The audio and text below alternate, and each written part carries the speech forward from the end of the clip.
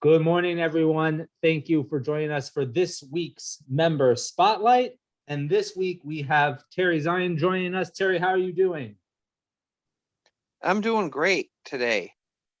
Great. That's fantastic. We've had a nice weekend in terms of weather this past weekend, obviously. So that's always, I think, brings a smile to people's face, especially here in Minnesota, when you can get out of those 20s and teens and you can get into the 40s and 50s. Everybody in Minnesota then has a great weekend when that happens. So I'm so glad you're joining us. So we always start these interviews with the basic question of how long have you been a member? And during your time as being a member, what are some of your favorite programs or services or different things that you've been able to be a part of in your time while being a member of Temple of Aaron?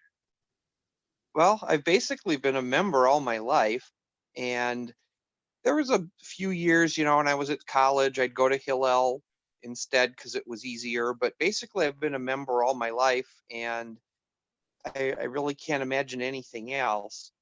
And you mentioned what are some of my favorite things over time, and I don't know. I have to think of bar and bat mitzvahs that come to mind. I mean, there was my own and my brother's a long, long time ago, but I remember participating, and we still had kind of that reddish carpet way back then. It was longer ago than I want to mention, but even all throughout the years, those have really been very enjoyable, and it's because it's great to see the community come together in the sanctuary. And my own kids, fortunately, I've been active enough where I really understand what's going on with the service, and I'm very comfortable with it. And I've really been able to enjoy my kids' bar and bat mitzvahs, and especially afterwards, the luncheons. And I know we do that as a community now. That wasn't always the case, and I remember always doing that with our family and with others. And that sense of community is something that is to me maybe one of the most valuable things that we have. And it wasn't just the meals, it was the whole service, because people on the bima with us were our friends and family, and our temple friends, and besides our relatives, our temple friends would participate. And it just, the whole thing just felt so wonderful to be part of a community like that. And I remember there was one family, we actually all got together on Friday at about 10 a.m. and we made the meal for Saturday. And we were there, we left before Shabbat, but we had a great time. And it was that community feeling just carried through the whole weekend. And it really, you really can't put a value on that, how great that is. And, and especially now with the pandemic, it's something you don't think about. You take it for granted, but then you really rely on that and fall back on that when things are a little more difficult. And even zooming into services, I pretty much know everybody I see in the little the little video clips, and it means a lot. It does, right? And that's something I love that you bring up B'nai Mitzvahs, because those simchas are things that we haven't really had for a year, right? And you really start to think about, right? I mean, that's the famous thing from this whole past week is this past week, 1 year ago, was the last week of normalcy in the world, or what our old normal was. And now we are going to have to get used to a new one. But B'nai Mitzvah has actually been something I've been thinking a lot about. My father last week in our class talked about B'nai Mitzvahs and the importance of them.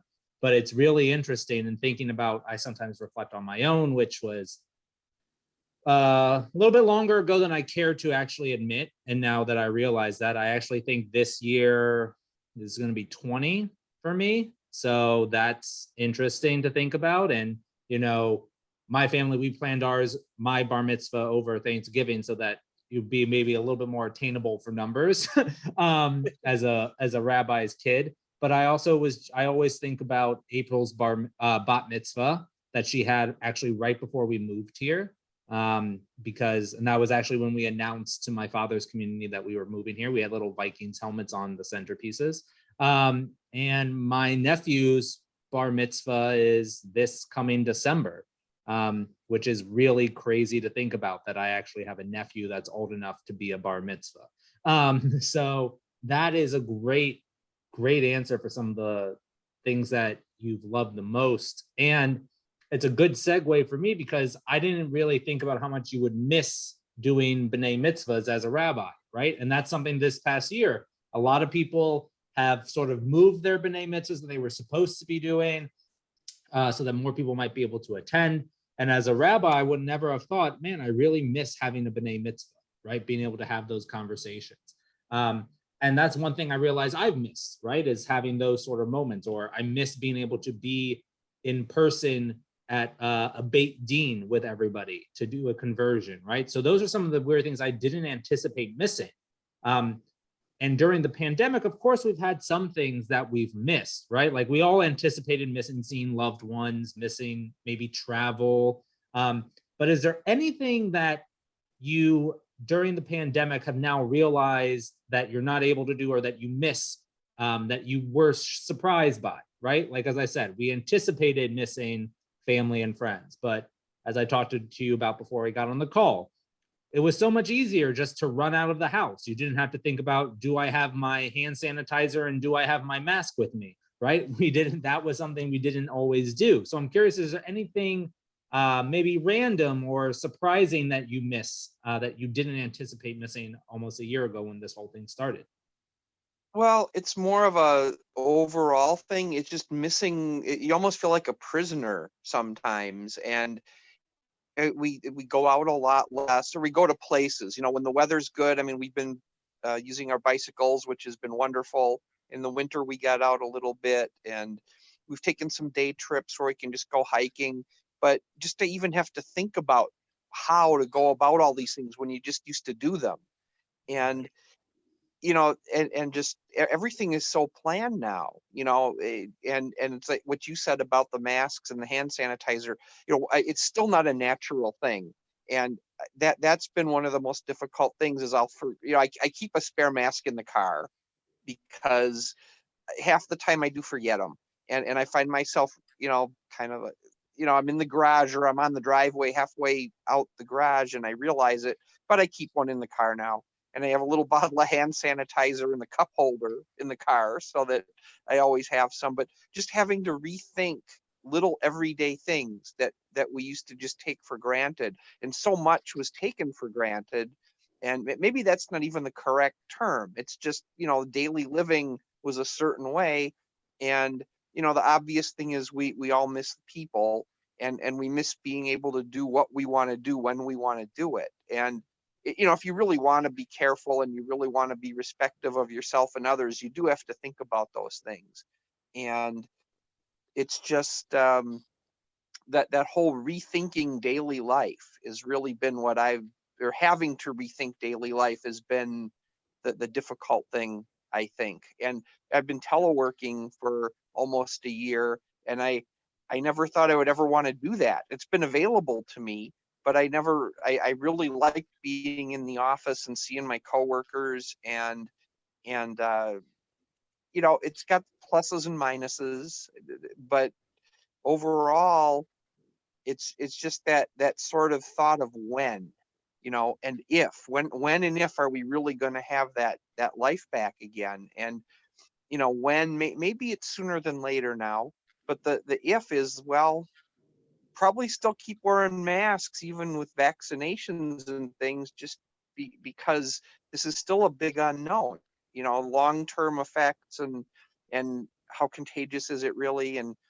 the implications when people get it. You see it every week on the news, that it's almost random who it affects and how it affects them. And you have to be mindful of that, because we have family members and we have friends, and God forbid we should do anything to put anyone in jeopardy.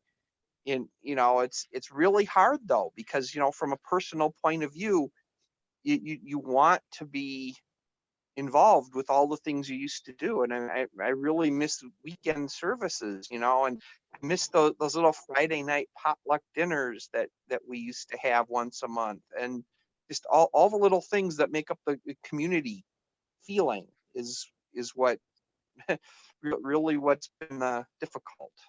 Right. It's so true. Like a lot of things that you just mentioned really ring true for me, right? I mean, everything has to be so scheduled now, right? Like I've been working out, I've been going back to the JCC to work out, and that's been something that I've been fine with personally. And I know that's a big thing for a lot of people. Some people aren't fine going to the gym, but after this most recent re-shutting down in November, that just ended, month and a half ago or so, you know, to go to the JCC, you had to make a reservation. You had to reserve a time. That way they knew how many people were going to be in the building. And like that thought of is being able to pop into the gym when you want versus now I have to have it scheduled. Let me make sure my drop off time is right for Aria, and right, like just that entire flexibility is really something that's been tough to get our heads around, because you're right. We really, especially as Americans, right? Freedom, right? That's our biggest thing that we believe in. Being able to do what you want to do when you want to do it, as long as it's not hurting anyone, is a major cultural and societal aspect of who we are as a people in this country. And the pandemic entirely flipped that, right? Like where you weren't able to do what you wanted to do all the time. And so that's for sure been very difficult and trying. But yeah, being around people in general has been one of those things that people have missed, right? And it's very, very difficult. And yeah, that's those are all very interesting points to think about now, right? 1 year, now we're 1 year into it, which is crazy in and of itself. I remember all of us saying, oh, maybe it's just a couple months, right? Like April and I were still, when this whole shutdown started, we were supposed to go to Las Vegas for our wedding, our 5-year wedding anniversary. And when the whole thing started, we're like, well, maybe we might be able to go. And I still have not been on a plane 1 year later. So it's just interesting, right? To be able to have that sort of freedom and that we didn't have it. Yes. And so in thinking about some of the other opportunities that we've had, right? So pandemic life has made us all be at home a little bit more, telework, all of those things. But that also has meant some of us probably right at the beginning of the pandemic, when we really didn't know what work looked like for us, is we got into watching and binge watching Netflix or different movies that were sitting on our shelves in DVD cases or Blu-ray cases that were like, you know what, we hadn't seen that in a while. So I'm curious, is there any movie or television show that you've been watching more now during the pandemic, or was there a really great movie that you watched during this time, or was there something that you binge watched that you are almost ashamed to announce that you binge watched it? Oh yeah, there's been a lot of binge watching, and it's older shows, and Great. I don't really like a lot of the newer ones, but it's been things like Perry Mason and the Twilight Zone, and it's amazing how insightful some of those things were compared to our contemporary things or issues. But I've been watching those, and I've even been watching some of the Alfred Hitchcock, Nice. those serials, and I never imagined going back to that stuff, but it's I don't know, maybe we're all looking for a little bit of comfort, and one way to find it is to go back to things we remember, nostalgically perhaps. I don't know, Right. but No, that's a great way of thinking. I hadn't really thought of it in that light, but we often when we talk about comfort, we think about food, right? Like all of us has comfort food, right? One of mine is, my family, we love baked potatoes growing up. So a baked potato to me, like, just is a comfort food. It makes me feel that way. But in what you're talking about also, I now realize there are television shows and series and things like that that are a comfort for whatever reason. And for me, the greatest sort of joy I've had is that, so as a kid of the late 80s, early 90s, I, of course, was very much into Teenage Mutant Ninja Turtles, the original movies. And about 2 years ago, I found all the originals for sale at Half Price Books right here in Highland. And during the pandemic, Aria has watched and wanted to watch. She says, let's watch the Turtles. And I find it super comforting. And the other thing I've watched a lot of is Star Wars, which is also Aria's doing, because we own every single Star Wars. And she likes watching those too, but it's a little bit that comfort feel, which is really nice to have that. And of course, we watched new shows. So one of the newest movies that we watched actually just this morning was Joker with Joaquin Phoenix, which the funny reason I bring it up is that I actually started watching that on my flight to APAC, which was my last trip that I took, and I fell asleep because I took a late night flight, didn't see it. Right when the pandemic hit, I said to April, you know what, let's just buy it from, Redbox right over here near our Walgreens. So we bought it. We did not watch it for the entire year. This morning, we just decided, you know what? Let's watch Joker. So we watched it, even though we've had it for a year. And so that's one of the newest ones I watched, which was very interesting. And if you haven't seen it, I recommend seeing it if you're into the Batman stuff, because it was really amazing. But back to that movie.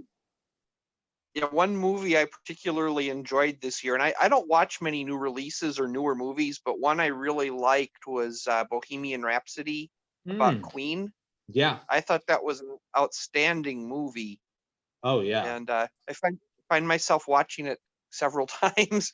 And I agree. That's so funny that you mentioned that. That's one of the movies. Everybody has movies that if it's on in the middle of the movie, you don't have a problem popping in and watching the rest of it, right? All of us, I think, have some of those movies.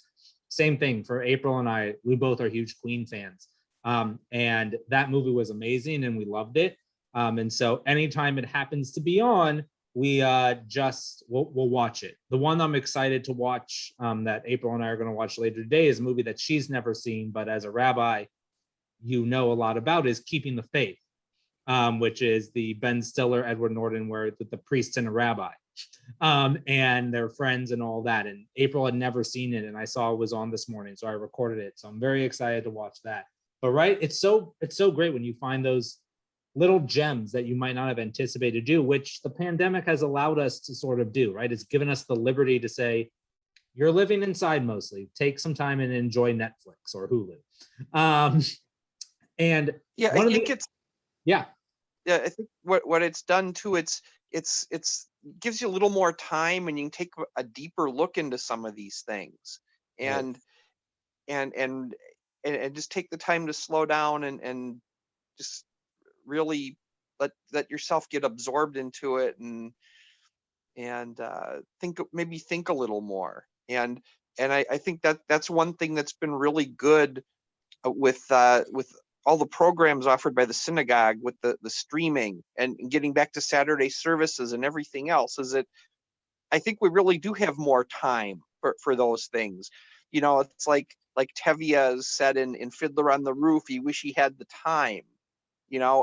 And now to somewhat of an extent we do, and Right. and we can do all these things that we always said, well,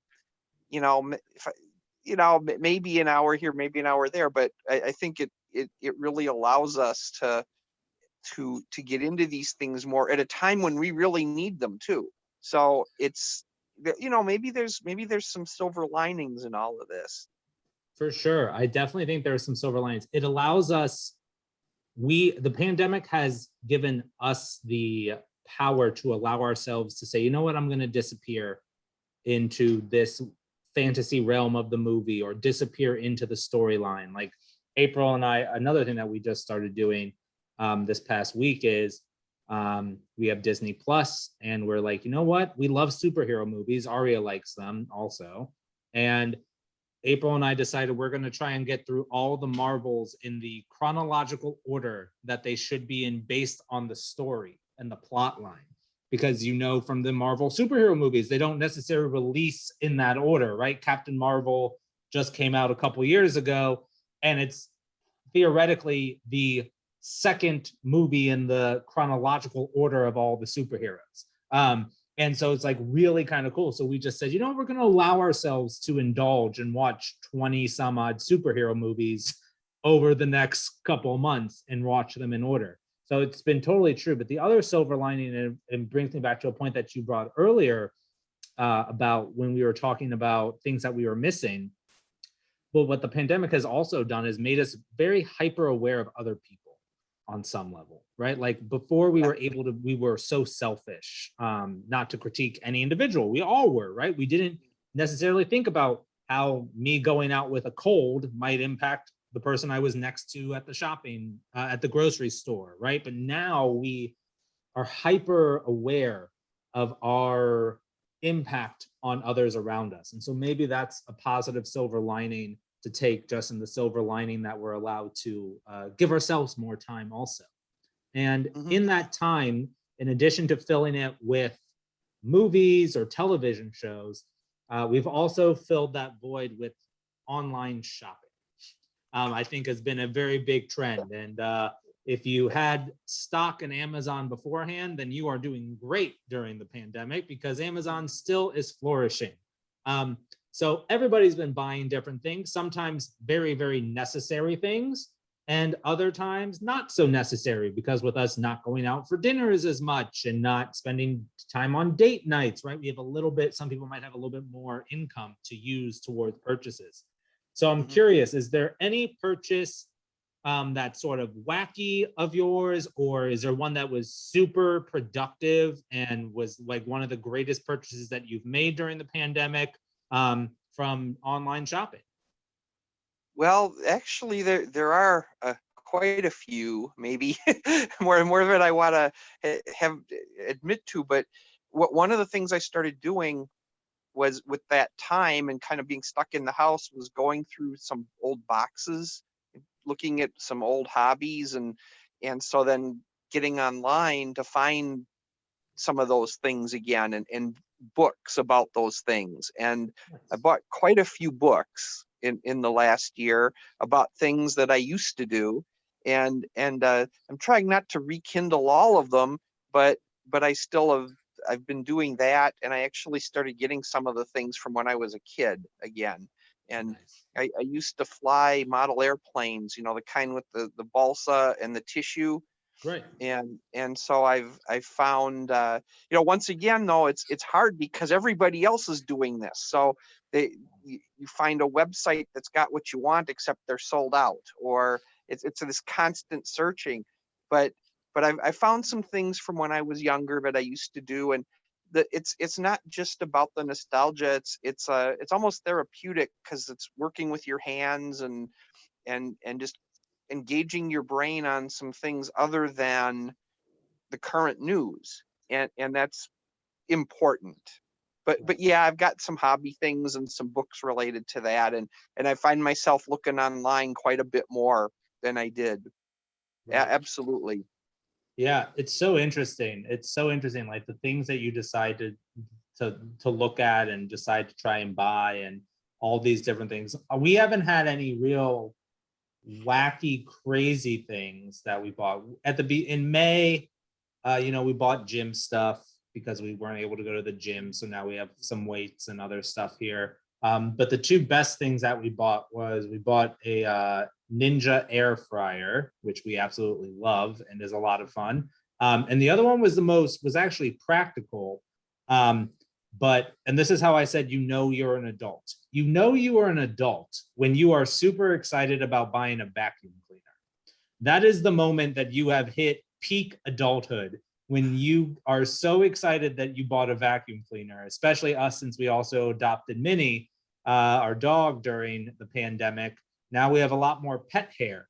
And one of the greatest things I purchased was a vacuum by Shark to help with pet hair pickup and all that. The other fun thing was similar to what you were saying when you're trying to buy something and it's sold out is I ended up buying a Nintendo Switch during all of this pandemic. And that took a lot of work. My stepdaughter's boyfriend's brother, so a lot of links to connect, was was looking for switches and buying them and all this and that. And so I was able to get in contact with him and he was able to get me one. But it's just so interesting, right? Like the things, the nostalgia piece, but also the therapeutic piece of doing things of old, right? And as we Yeah. talked about with watching movies and TV shows and stuff like that of old, that's definitely it. And you mentioned some of those hobbies, right? Like flying the plane, the model airplanes and all that. Are there any other hobbies? Because a lot of people have really leaned into hobbies or skills that they either had prior to the pandemic and now are doubling down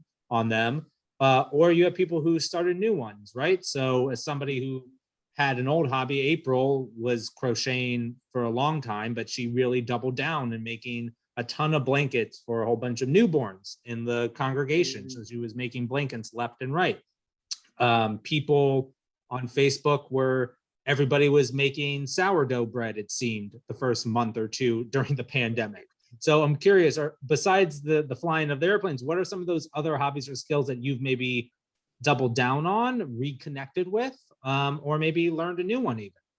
Well, a few years ago, when Sam was a Cub Scout, I helped start a model rocketry program with the Cub Scouts.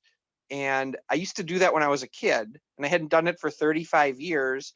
And then, to help out with some of the activities, I did that. And it's something we've been running every year for the Cub Scouts. And even though Sam's not in that anymore, another parent and I still go back and do that. Well, there's a whole bunch of people in my age bracket who also started doing things like that. And now they make much bigger ones. And so I got into that. And this winter, with the Black Friday sales, the companies that sell this are largely small companies, Right. cottage industry. And so they were hurting. So they had a lot of sales. And I don't even want to tell you what I did online around Black Friday. I got a lot of cardboard boxes, needless to say. And I've been working on some of them this winter. And I've got quite the interesting things to launch when the weather gets nicer. But I kind of doubled down on that, and for a while there it was like, oh, there's this one. Oh my gosh, I can't believe what price they put on that. And I'd order one, and I have been doing that. So that's another hobby from the past, but it's something I really enjoy doing now. But with that twist of, well, okay, the adults don't want to launch the little tiny ones anymore, so we make some great big ones, and that's a whole other thing. And but yeah, I kind of went crazy with that this Nice. winter. No, that's nice. I thought about, so I remember when I was growing up, my dad and I would build, like, I can't even remember what they're called. It's not kicks, but it was like you actually had like metal pieces that you would put together and you could make cars or you could make planes or you could do all this and that. And you had a whole bunch of options for what you could do. And I remember thinking about my dad and I doing that. And I was like, well, Aria is a little young for those. That's very high fine motor skills and she's still just 5. One thing I thought about doing, and I haven't done it yet, but I might do it, is buying some of those like bigger, more elaborate like Lego pieces to try and put together like Lego sculptures, because Aria has Legos and she knows how to use them. She has the smaller ones, so she can do that. I would have to help her a lot for them in building them together. But I was thinking that could be something fun to do with her. What we've been doing mostly is we've been making lots of necklaces, bracelets, perler beads. So it's been fun to do those sort of things with her. But yeah, definitely trying to lean into old skills or old hobbies has been something that's been very popular. Well, Terry, thank you so much. Yeah, go ahead. Well, and even at home, like Sam's even getting into new things. He built himself a computer last fall, and I was a little nervous handing a teenager $1,200 worth of parts, but within 2 hours he had a beautiful computer put together. And so that's something he really likes, the electronics. That's one thing he's been doing, and it's great. But Right. It's amazing, right? I mean, it's obviously we all wish that we hadn't been living a year like this. But when you can find the opportunities to sort of make the best out of it, is really amazing. And as you just mentioned with Sam, like that's going to be a skill set that now like he has, and he's done it once and he had the time to do it and was able to figure it out. My stepson did the same thing when he was younger and in high school before the pandemic, pre-pandemic, but he built a computer, and that's something that has stuck with him throughout. And now he's into tech and all this and doing that in college. And so it's been great. And so when we can, make lemonade out of the lemons that we're given, sometimes it's really, really amazing. So Terry, thank you so much for spending some time with us today. Everybody who is watching this either on Facebook or on our YouTube page, thank you all. And we will be back again next week with another one. Thank you so much, Terry. I really appreciate it. Thanks for the opportunity, Rabbi. It's my pleasure. Great.